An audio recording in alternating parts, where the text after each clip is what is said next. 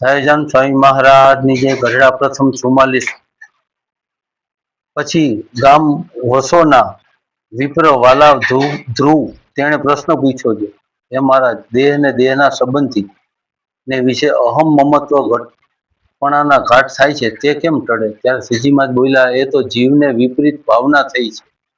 પોતાને દેહથી પૃથક જે જીવાત્મા તે રૂપે નથી માનતો અને દેહ રૂપે માને છે, અને જીવાત્માને વિશે દેહ તો કેવી રીતે વળગ્યો છે?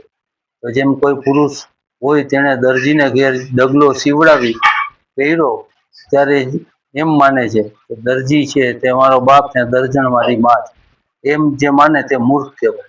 તેમ આ જીવને દેહરૂપ જે ડગલો તે ક્યારેક તો બ્રાહ્મણી થકી ઉત્પન્ન થાય છે, ક્યારેક તો નીચ જાતિમાં ઉત્પન્ન થાય. 84 લાખ જાતિ દેહ ઉત્પન્ન થાય છે. તે દેહને વિશે પોતાપણું માને અને દેહના મા બાપને પોતાના મા બાપ માને તે મૂર્ખ કહેવાય. તેને પશુ જેવો જાણવો.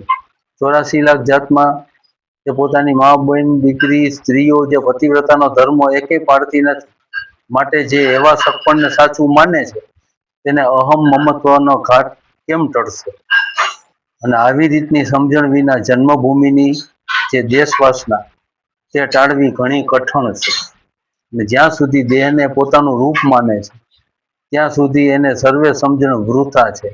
જ્યાં સુધી વર્ણનું અને આશ્રમનું માન લઈને ફરે છે ત્યાં સુધી એને સાધુપણું આવતું નથી.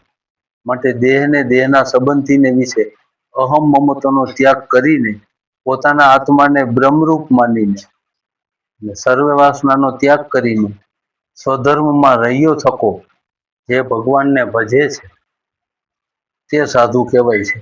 અને જેને એવું સાધુપણું આવ્યું તેને પુરુષોત્તમ ભગવાનને કાંઈ છેટું રહેતું નથી.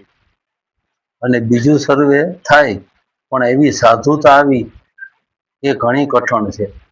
અને એવો સાધુ તો હું છું જે મારે વર્ણાશ્રમનું લેશ માત્ર માન નથી. એવી રીતે શ્રીજી મહારાજ બોલ્યા છે તે પોતાના ભક્તજનને શિક્ષાને અર્થે એમ જાણવું અને પોતે સાક્ષાત પુરુષોત્તમ નારાયણ છે.